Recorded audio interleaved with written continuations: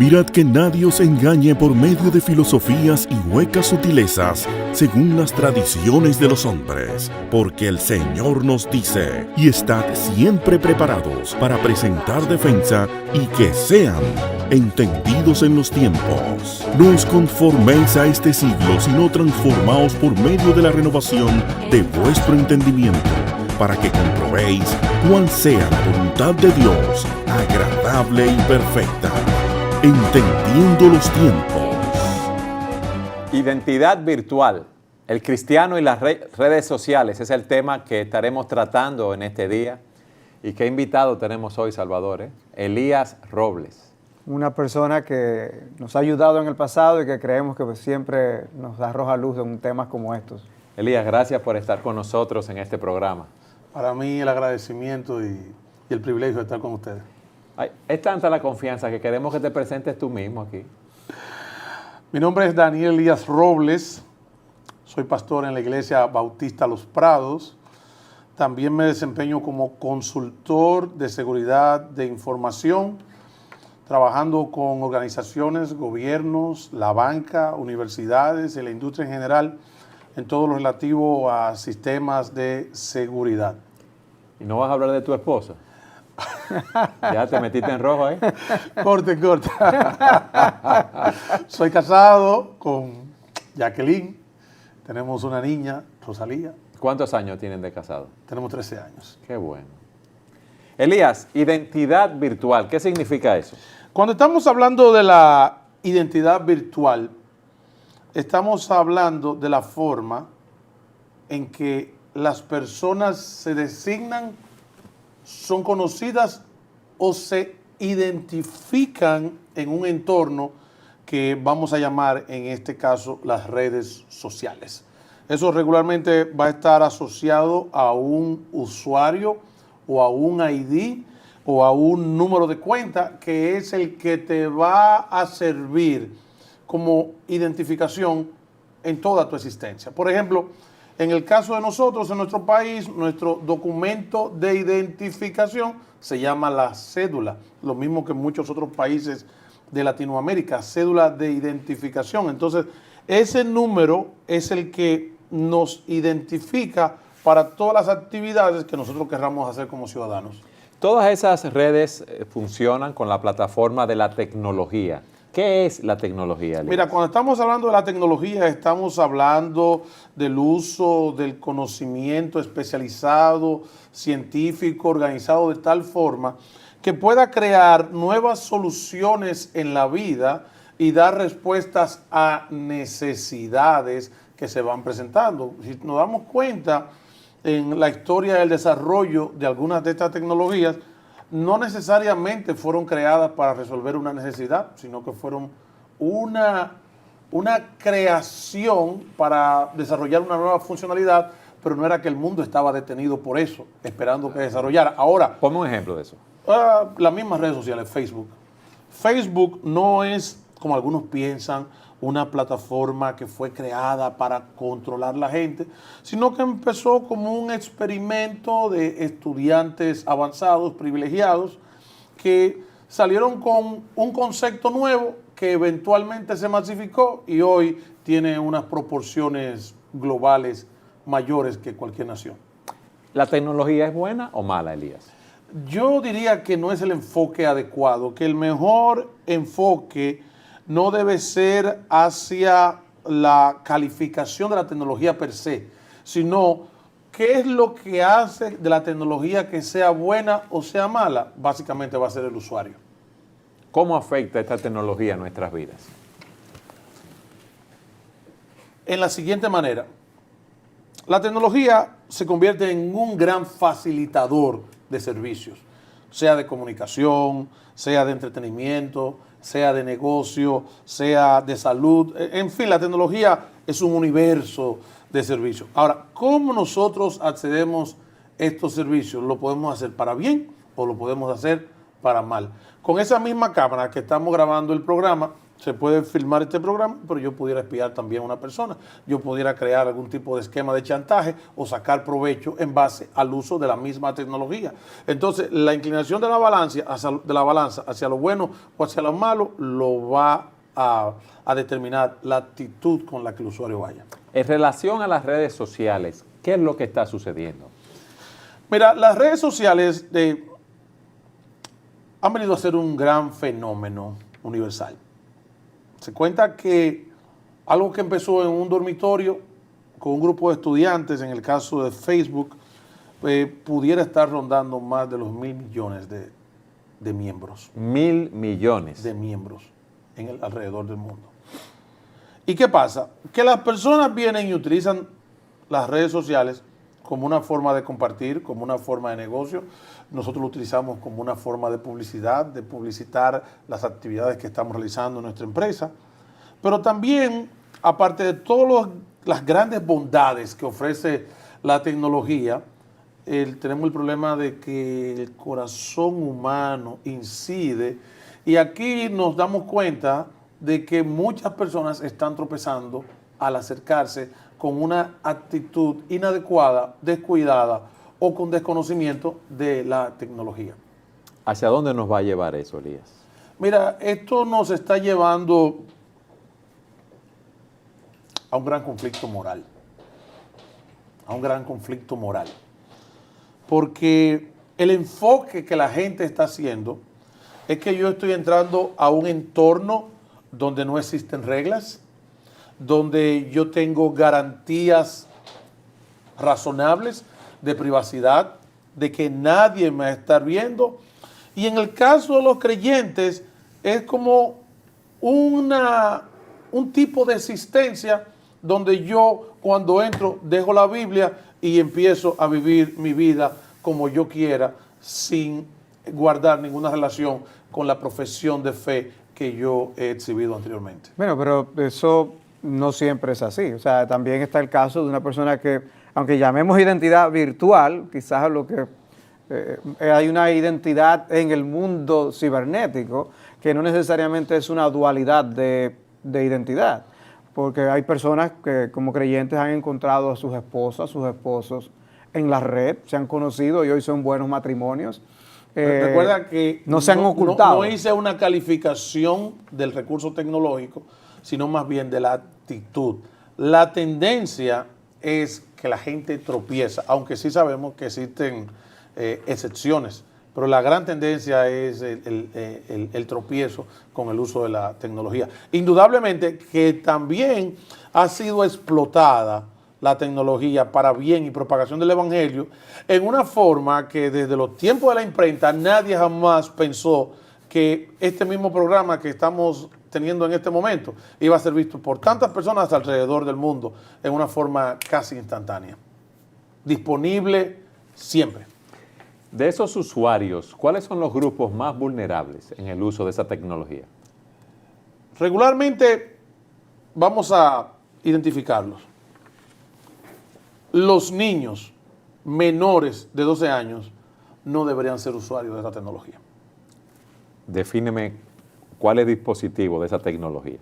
Aquellos que dan un acceso a redes sociales o a comunicaciones con personas o actividades que regularmente un niño menor de 12 años, por ser conservador, no está todavía apto para manejarse. Elías, quien oye esa afirmación que tú has hecho, puede pensar que es tremendista. Sí. Ok. Así es, tremendista, porque los padres dicen, bueno, yo tengo que darle un teléfono, un dispositivo a mis hijos para yo estar en contacto con ellos, pero ya tú sabes que en ese teléfono inteligente ellos pueden estar en las redes sociales inmediatamente. Lo que pasa es que tenemos que separar los servicios de la tecnología. Si tú lo que quieres es mantener la comunicación con tus hijos, entonces tú le puedes dar un teléfono que no sea inteligente. En el momento que tú le das un teléfono inteligente, que puede correr programas, navegación, que puede hacer muchas otras cosas, entonces ya tú no estás resolviendo un problema de la telefonía, tú estás ampliando el alcance y por lo tanto ahí entran otras situaciones. Cuando usé la expresión que algunos pueden tildar de tremendista, en España se ha estipulado y en algunos países, que a partir de 12 años es que tú puedes acceder o ser miembro de ciertas redes sociales. Tanto es así que te ponen edad mínima y la persona tiene que afirmar, decir, soy mayor de cierta edad. Edad mínima requerida. Exactamente. Claro, no hay forma de validarlo, sino que se espera que el usuario hable la verdad y que entonces diga la edad que tiene. Ahora, el niño habilidoso de hoy en día, que dicen, no, pero si lo que quieren es que yo digan que tengo 12 años, pon que tengo 14, no hay problema. Entonces, ahí tenemos una situación de que esta facilidad está llegando a un segmento de la sociedad que todavía no está habilitado mentalmente con madurez para manejarse. El otro grupo en peligro son los adolescentes, los que están entre esa edad y la adultez, que ellos, por naturaleza y por definición, y la misma Biblia así nos los señala, la necedad, la simpleza están ligadas al corazón y simplemente se acercan al uso de la tecnología disfrutando todos los placeres y sensaciones sin ningún tipo de cuidado de las consecuencias. Hay otro grupo que es el que va de los mediados de los 20 años en adelante, que este grupo pudiera ser de mayor preocupación que los anteriores, aunque no necesariamente, porque aquí puede manifestarse mucho la intención expresa de a qué yo me estoy acercando. Y muchas personas utilizan las redes sociales entre esa edad en la que tienen ya cierta facilidad de toma de decisiones para encontrar compañeros sexuales y cosas de este tipo.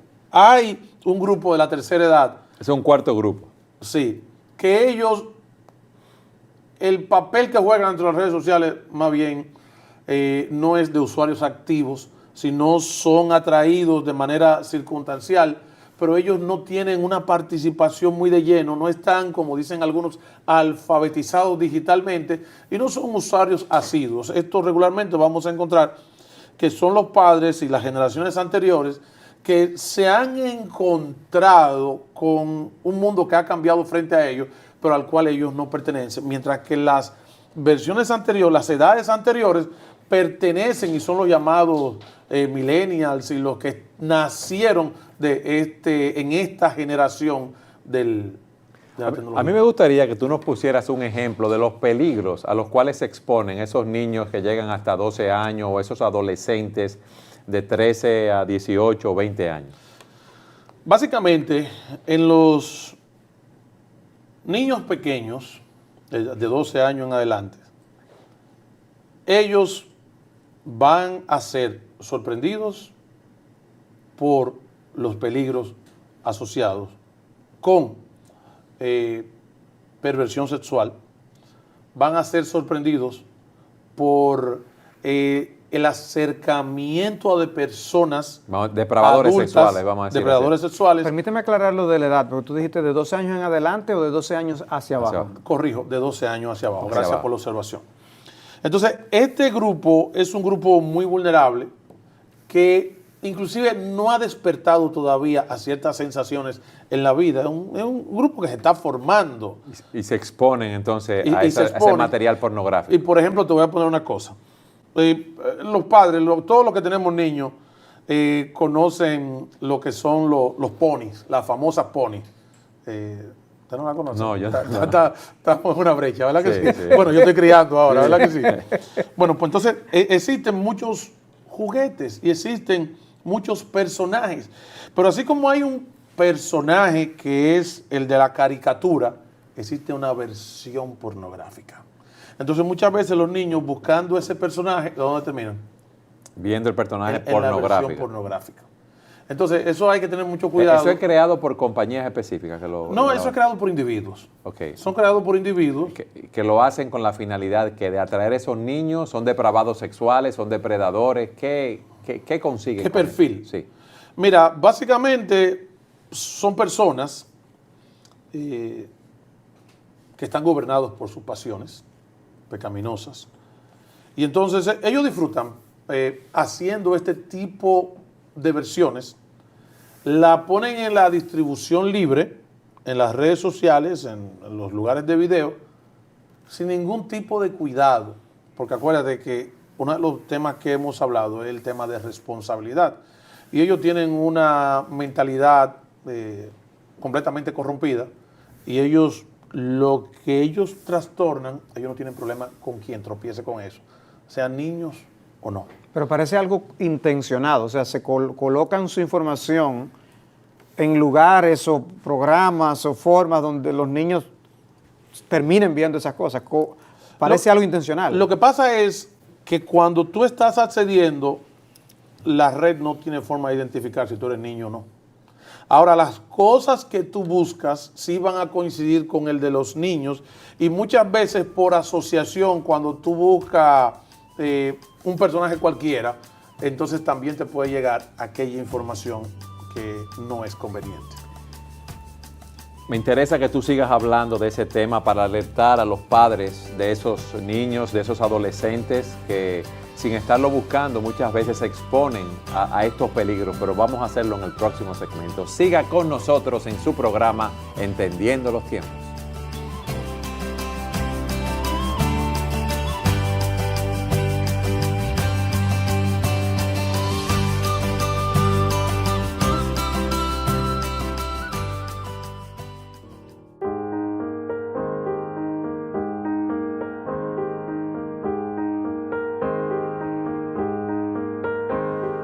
La frase del día que queremos utilizar en relación a este programa del cristiano y el uso de las redes sociales tiene que ver con la lujuria.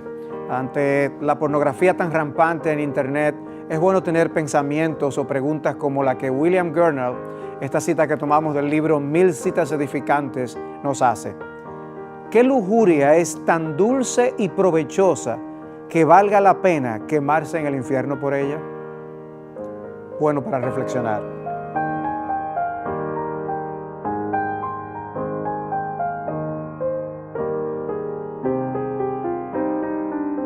Identidad virtual, el cristiano y las redes sociales es el tema que estamos tratando en su programa de hoy. Tenemos como invitado a Elías Roble, quien es experto en seguridad de la información. Tú nos decías, Elías, en el segmento anterior, de los peligros que hay para los diferentes grupos que son usuarios de las redes sociales, y nos hablaba del caso de los niños y de los adolescentes, el peligro al cual se exponen ante los depravados y depredadores sexuales que existen. En el caso de los niños, llamémoslo por poner una edad de 12 años para abajo, ellos van a ser sorprendidos. El problema con los que están en edades superiores es que ellos empiezan a desarrollar sus propias vidas privadas, empiezan a desconfiar de los padres y quieren experimentar. Entonces, estos van a ser sorprendidos no por un mundo hostil que ellos no conocen, sino quizás por su propia naturaleza. Y entonces ahí empiezan las provocaciones con los niños, y que enséñame, que yo te enseño, y que mándame una foto, y que dime, y entran entonces en conversaciones desafortunadas. Ese es el llamado sexting. Del tipo del contenido sexual, el intercambio de imágenes, y también empiezan a involucrarse en mundos del fraude, en mundos de algunos tipos de crímenes, inclusive crímenes ya tipificados en las leyes nacionales. Fíjate que hay... ¿Cómo cuáles? Por ejemplo, el robo de identidad, en el cual si alguien tiene un acceso, recuerda que en el mundo virtual la identidad es un identificador que puede ser un usuario, un número de cuenta, que es el que te va a dar acceso a una serie de servicios. Entonces, este grupo que está experimentando, que se ve con tanto poder, de repente no sabe ponerse límites. Es como el joven que tiene un vehículo poderoso. ¿Qué es lo que quiere hacer? Acelerar. Hasta el final, ¿verdad que sí? Hasta donde llegue el pedal. Eso mismo pasa con la tecnología. Y ellos pueden decir, déjame ver hasta dónde yo puedo llegar. Y entonces cuando vienen a ver, ellos se han involucrado en mundo de fraude, en mundo de mentira, se han involucrado en bandas, o pueden constituirse en grupos que hacen bullying a otras personas, a otros jóvenes en el mundo de las redes sociales. Es bueno que tú expliques lo que es el bullying. El bullying es una especie de hostigamiento, de burla, de persecución hacia ciertos miembros de los grupos, los cuales los grupos lo ven de una manera inferior y se dedican a constantemente estar practicando algún tipo de burla o un trato vejatorio contra esas personas. ¿Y cuál es el peligro en los grupos ya mayores que participan en las redes sociales? En los grupos que están entre los 20 y quizás los 40 años, estos pueden sucumbir a la creación de relaciones. Relaciones que muchas veces van a girar en torno a la sexualidad. Te voy a dar un detalle importante. De algunos de los casos en que me ha tocado trabajar o dar consejería y seguimiento. Ahora ya como pastor, no como experto en seguridad de información. O ambas cosas a la vez. Sí. Una cosa sin dejar de hacer la otra.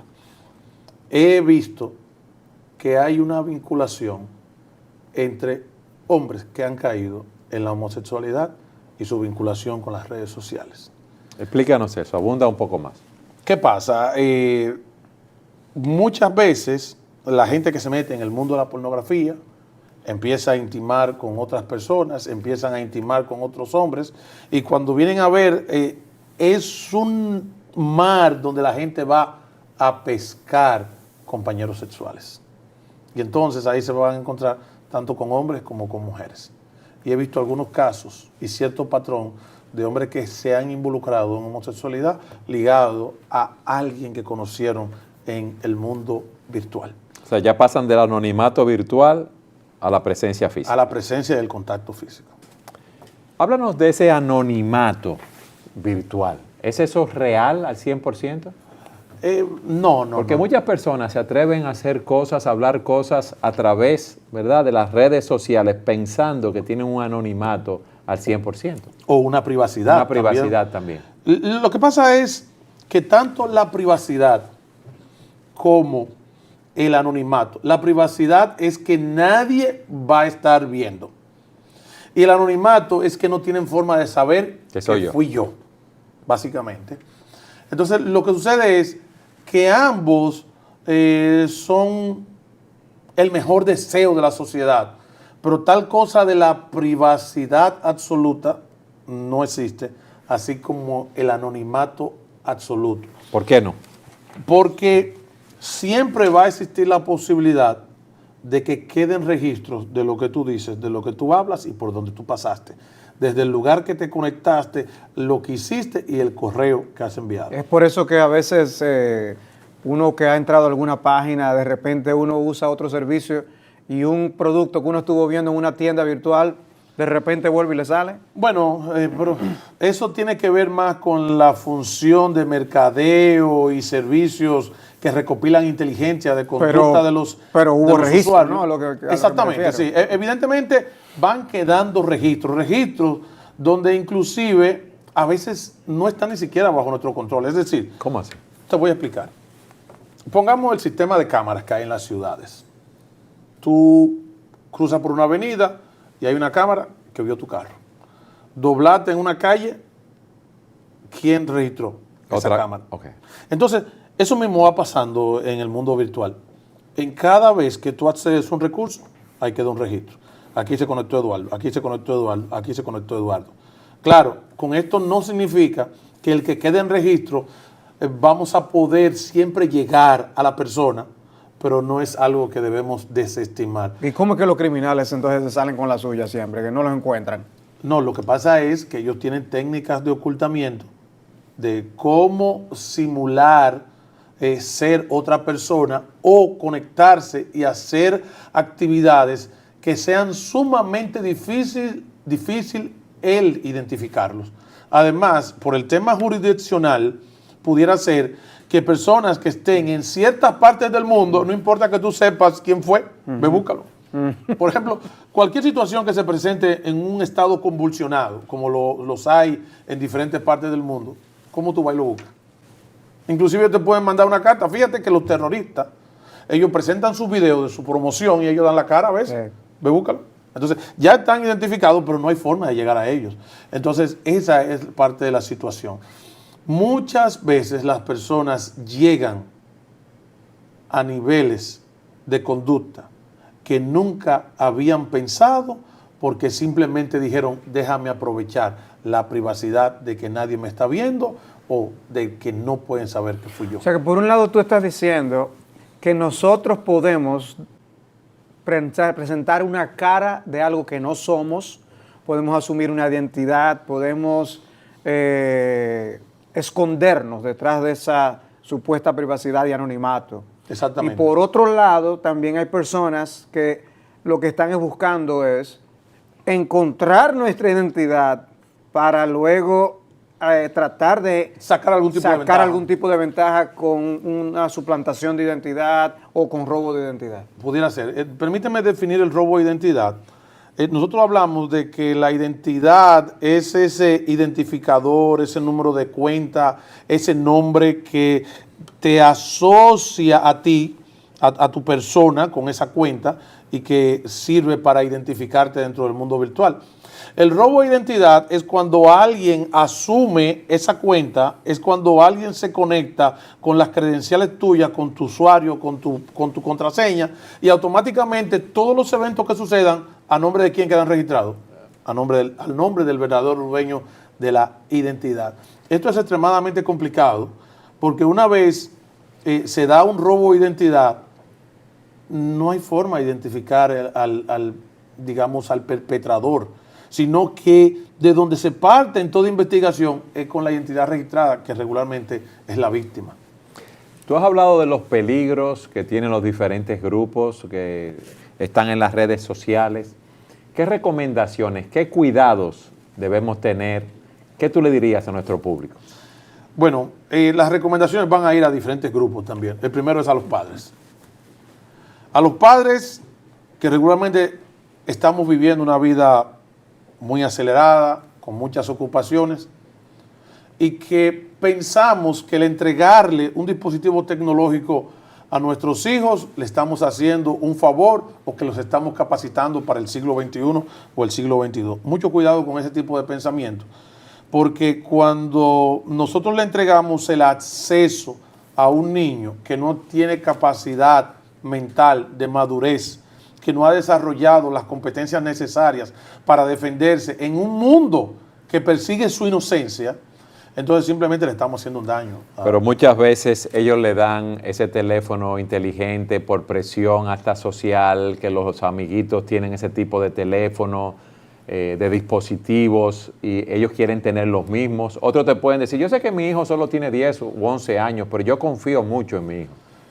Bueno, en cuanto a la confianza de los padres en los hijos. Mi hijo es muy maduro a sus 11, 12 años y le entrego un dispositivo inteligente. Bueno, no quiero defraudarte con esto que te voy a decir. No, a mí no, al padre que piensa así. Yo tengo 51 y yo no confío en mí. Ok. ¿Entiendes? ¿Por qué? Porque ¿hasta dónde puede llegar nuestro corazón? ¿Cómo dice el Señor que es el corazón?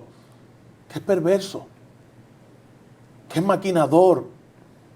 ¿Quién podrá conocer su propio corazón? Entonces, cuando nosotros renunciamos o reducimos el control o la precaución sobre nuestros hijos, le estamos simplemente abriendo la puerta para que ellos se lastimen porque todavía no están en capacidad de. Entonces, tu recomendación a esos padres que tienen hijos menores de 12 años es que si le entregan un dispositivo, que sea uno para comunicarse, pero no un dispositivo inteligente. Correcto, porque con el comunicación, llamemos con un teléfono en su forma más básica para recibir y hacer llamadas, ahí no habría mayores problemas.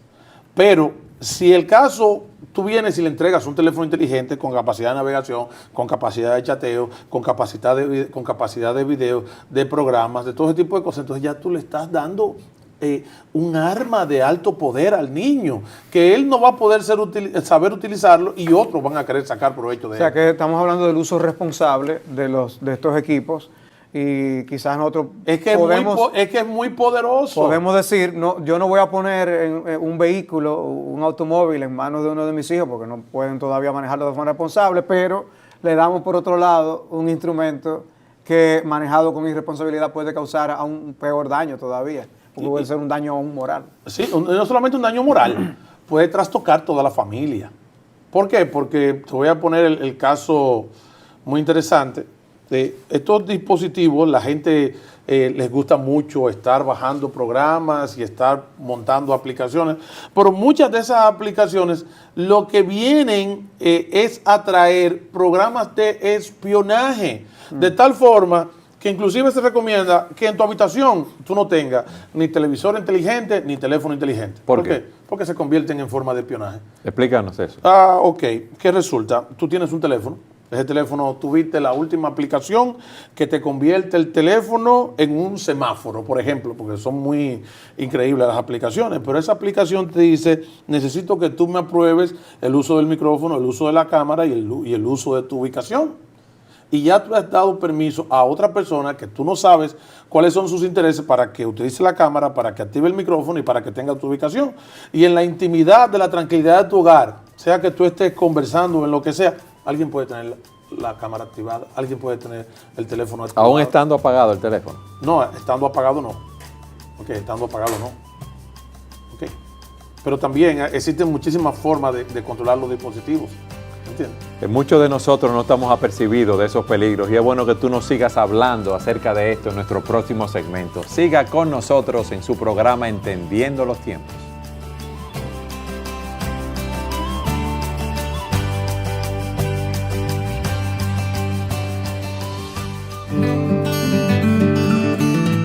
Y ahora, los recomendados. En lo recomendado para esta semana tenemos las charlas dadas por el pastor Tim Challies acerca de las bendiciones y los peligros que nosotros tenemos de vivir en la era digital.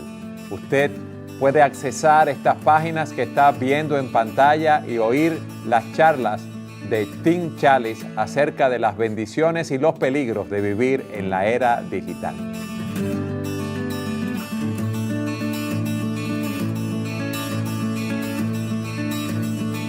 Elías, es bueno que tú continúes hablando acerca de esos peligros en los dispositivos y lo que sucede con las redes sociales. Mira qué es lo que sucede.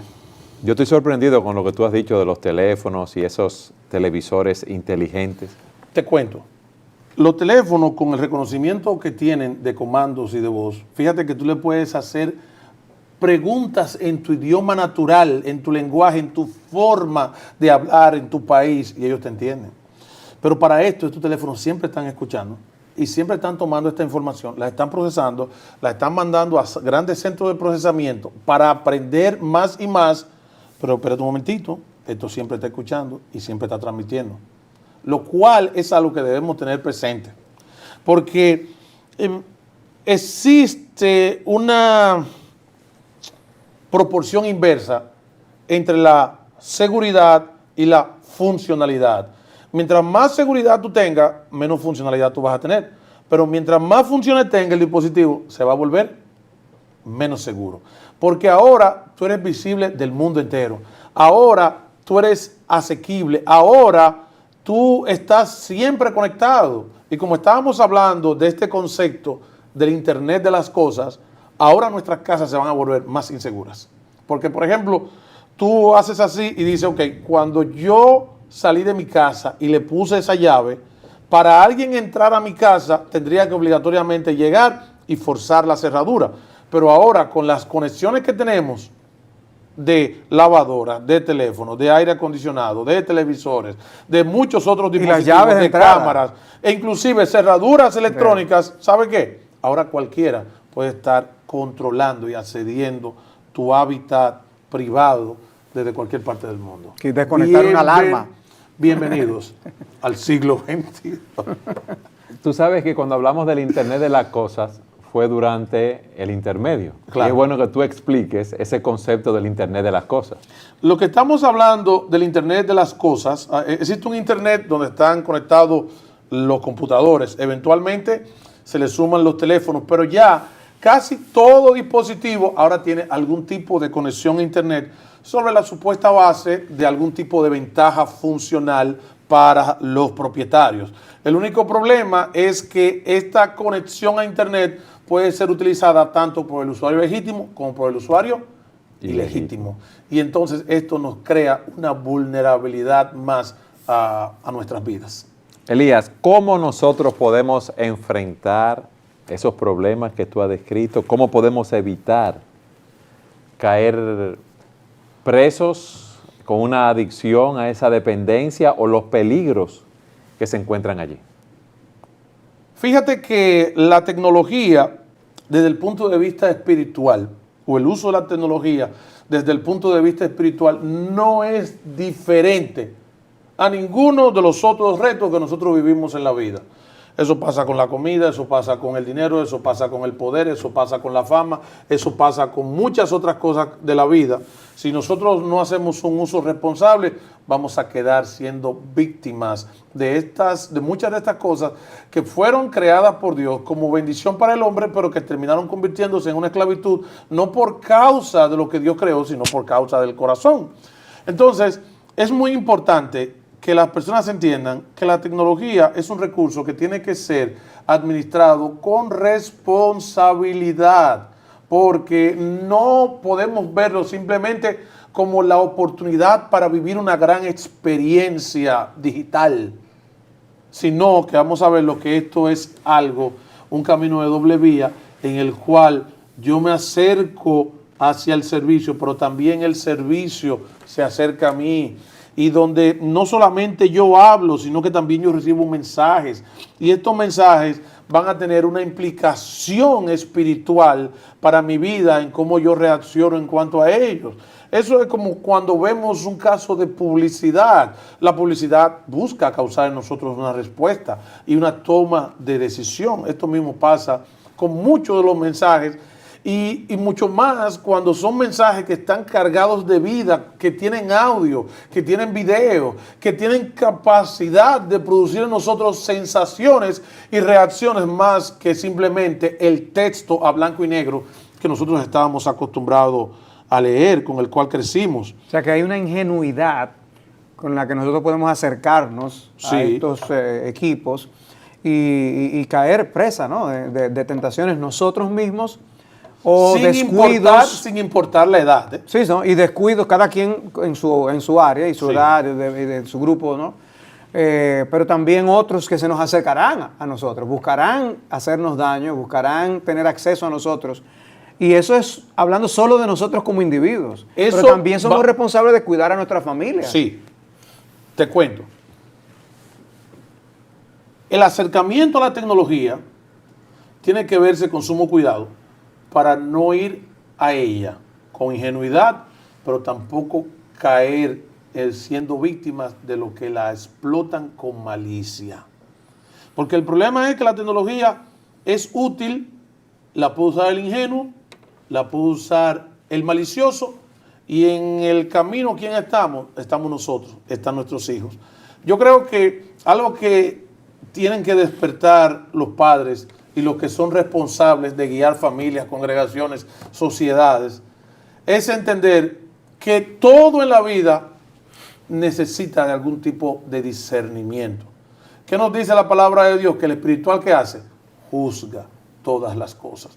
Entonces el espiritual, el maduro, debe estar continuamente observando y evaluando cómo esto me ayuda, cómo esto me es de tropiezo, cómo esto me puede ayudar para servirle a Dios, cómo yo puedo ser de edificación o cómo esto se puede convertir en un ídolo en mi vida, que es cuando llegamos al tema de la adicción. Y la adicción no es más que simplemente el desarrollo y la formación de un ídolo en nuestra vida al cual nosotros le dedicamos todo nuestro entusiasmo, nuestro interés y nuestra motivación. Queremos estar conectados 24 horas en todo lugar, en todo momento.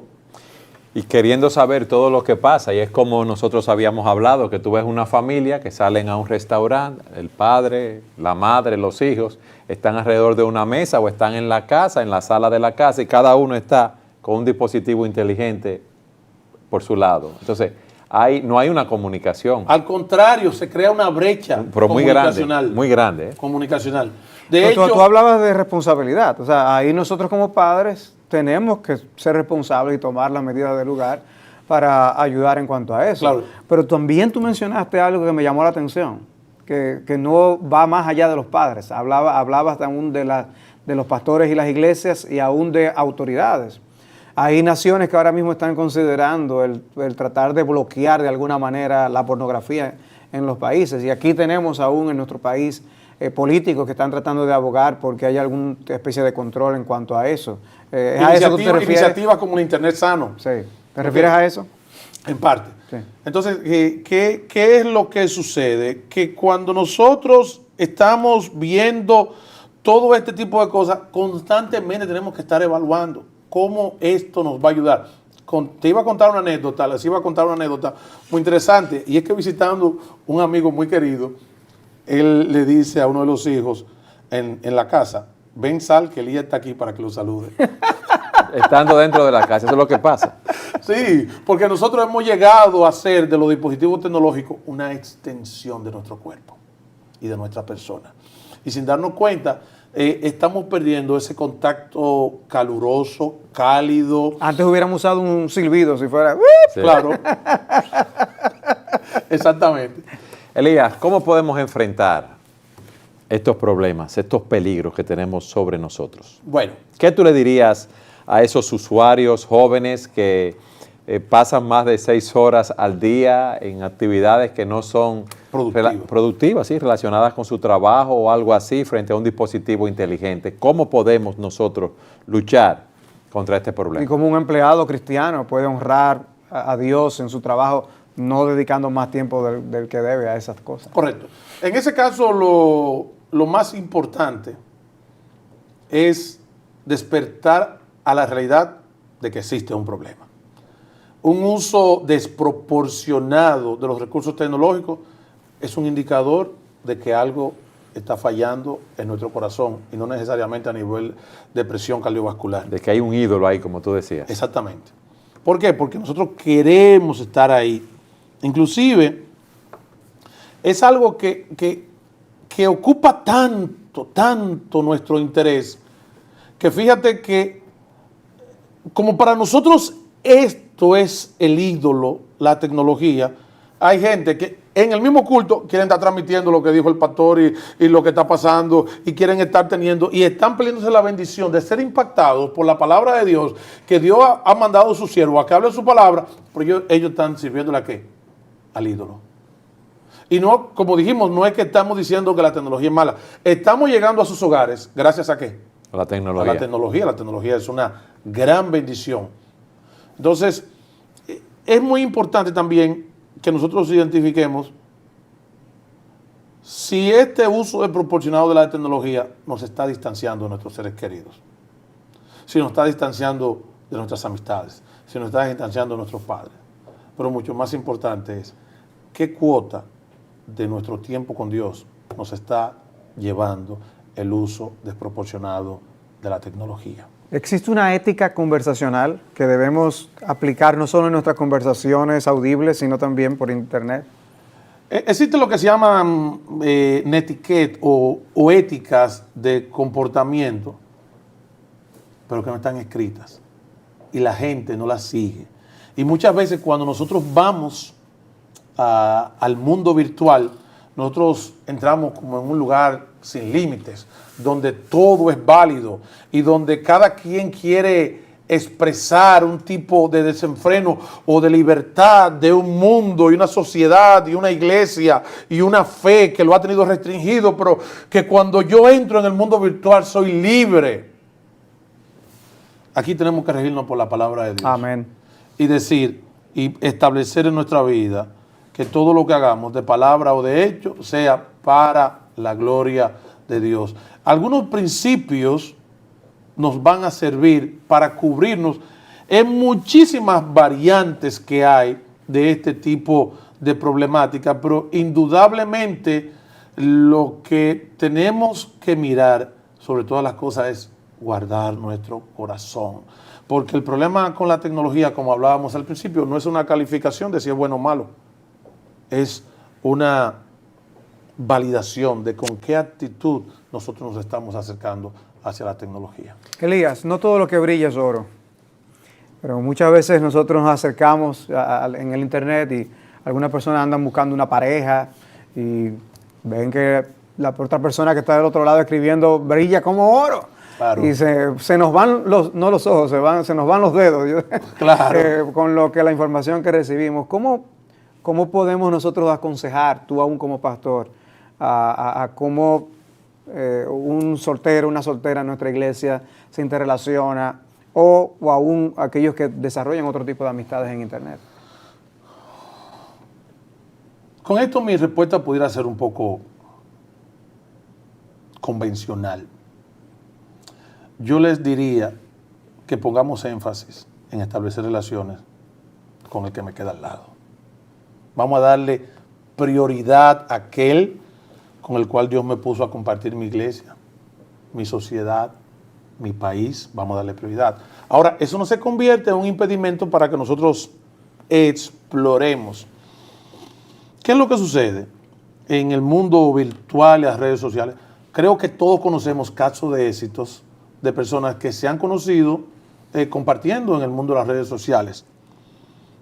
Pero esto debería convertirse no en una excepción, sino simplemente en una forma más en que los creyentes, de manera prudente, intercambian unos con otros. Yo recomendaría que siempre que se dé ese tipo de acercamiento, que es un tanto ilusorio, porque estamos comprando el mensaje que alguien nos quiere vender, es que siempre traten de buscar de alguna manera vinculación con los líderes de esa persona. Es así. Elías, 30 segundos para que tú despidas el programa.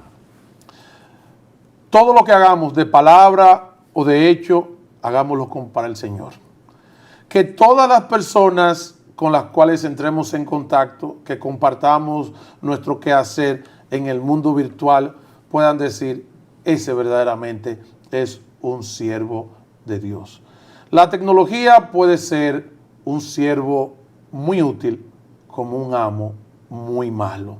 Sin embargo, Jesucristo vino para darnos vida en abundancia y para darnos libertad. Elías, gracias por haber estado con nosotros y gracias a ustedes por haber también estado con nosotros en su programa Entendiendo los Tiempos.